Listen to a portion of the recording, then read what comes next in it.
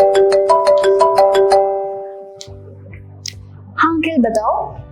अनवी, मुझे बडी for study की तरफ से मेल आया है कि मैं स्कॉलरशिप के लिए सिलेक्ट हो गया हूँ। वाह, ये तो बहुत अच्छी बात है, कांग्रेचुलेशंस। हाँ, लेकिन अब मुझे इंटरव्यू देना है और मुझे कुछ समझ नहीं आ रहा है कि कैसे प्रिपेयर करूँ। क्या पूछेंगे? थोड़ा नर्वस हो रहा हूँ मैं। अरे तो इसमें नर्वस होने वाली कौन सी बात है? सुन, मैं ना तुझे एक YouTube वीडियो बताती हूँ, वो देख लेना और तेरा स्कॉलरशिप इंटरव्यू डन हो जाएगा। अरे आप कहाँ जा रहे हो? आप भी ये वीडियो देखते जाओ। नमस्ते, मैं सुरेंद्र हूँ। मैं बडी फॉर स्टडी में एक स्कॉलरशिप एक्सपर्ट की तरह काम करता हूँ और मैंने बहुत सारे बच्चों के इंटरव्यूज लिए हैं और इन इंटरव्यूज के थ्रू मुझे ये समझ में आया है कि बच्चों को कहाँ और किस पॉइंट पर दिक्कत होती है। मैं आज उन मिस्टेक्स को आपको बताऊंगा और उन मिस्टेक से कैसे बचना है ये भी आपको बताऊंगा। सबसे पहले एक बात अपने दिमाग से निकाल दीजिए कि स्कॉलरशिप इंटरव्यू कोई एग्जाम की तरह है। ये कोई एग्जाम नहीं होता, ये सिर्फ एक कॉन्वर्सेशन है। हर इंटरव्यूअर के पास एक सवालों का सेट होता है और ये सवाल उतने टफ नहीं होते जितना आप सोचते हैं। आपको बस सच सच और अपने एप्लीकेशन के हिसाब से आंसर्स देने होते हैं और काम खत्म। तो सबसे पहले सबसे सिंपल सवाल, आपकी फैमिली में कौन कौन है, अर्निंग मेंबर कौन है, कहाँ रहते हैं, क्या जॉब करते हैं, क्या पढ़ रहे हैं, ये सारी चीजें। अब बच्चे यहाँ पे गलती क्या करते हैं, वो सिर्फ छोटा सा आंसर दे देते हैं कि मेरी फैमिली में पापा छोटा भाई है। ये आंसर इंटरव्यूअर के लिए काफी नहीं होता। इंटरव्यूअर आपकी पूरी डिटेल जानना चाहता है। तो अगर आप इस तरीके से आंसर करें तो ज्यादा बेटर रहेगा। मेरी फैमिली में मेरी मम्मी, मेरे पापा, मेरा छोटा भाई और मेरी छोटी बहन है। मेरी मम्मी हाउसवाइफ है, मेरे पापा बैंक में क्लर्क की नौकरी करते हैं, मेरा छोटा भाई क्लास 9th में है और मेरी छोटी बहन क्लास 3rd में है। अब एक बेसिक आइडिया लेने के बाद इंटरव्यूअर थोड़े डीप क्वेश्चंस पूछता है। ये क्वेश्चंस आपकी लाइफस्टाइल के बारे में होंगे कि जैसे आपका घर अपना खुद का है या रेंट पे रहते हैं, आपके पास किस किस टाइप की फैसिलिटीज अवेलेबल हैं, आप लोग वहाँ पे कब से रह रहे हैं।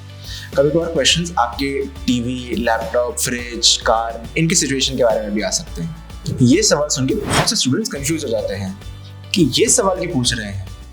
बट ये सवाल इंटरव्यूअर इसलिए पूछता है क्योंकि आपने अपनी एप्लीकेशन में तो बोल दिया कि हम फाइनेंशियल एजुकेशन अफोर्ड नहीं कर सकते।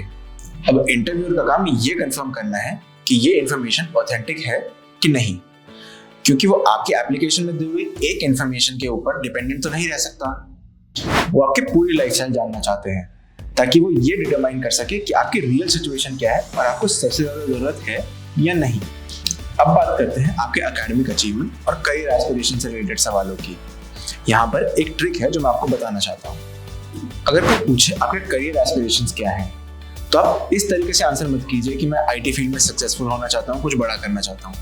ये एक बहुत ही ज़्यादा वीक आंसर है। अगर आप अपना आंसर स्ट्रॉन्ग करना चाहते हैं तो कुछ स्पेसिफिक चीज़ें बताइए, जैसे कि कोई कोर्स, कोई रोल, कोई फील्ड, कोई सब्जेक्ट। ये चीज़ें आपके आंसर को स्ट्रॉन्ग बनाती है। एंड अगर आपने अपनी फील्ड में कोई सर्टिफिकेशन, कोई कोर्स, कोई ऐसी चीज़ कर रखी है जो दिखाती है कि आप इस कोर्स के प्रति, इस फील्ड के प्रति कितने ज़्यादा सीरियस हैं, तो वो ज़रूर मेंशन कीजिएगा। तो अब अगर कोई इंटरव्यूअर आपसे पूछे कि अगर आपको स्कॉलरशिप नहीं मिलती है तो आप अपना एजुकेशन कैसे कंटिन्यू करेंगे, तो पहले तो घबराने की बात नहीं है।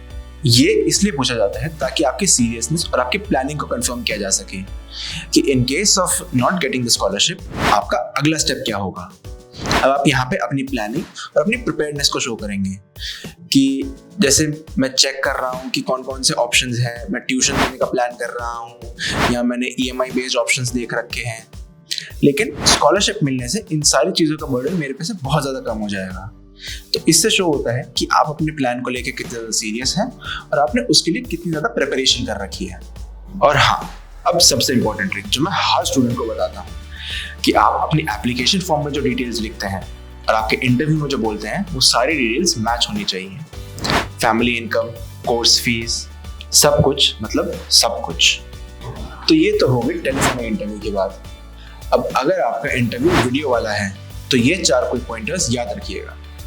अपनी वीडियो एक शांत जगह पर रिकॉर्ड कीजिए जहाँ बिल्कुल भी बैकग्राउंड नॉइज ना हो।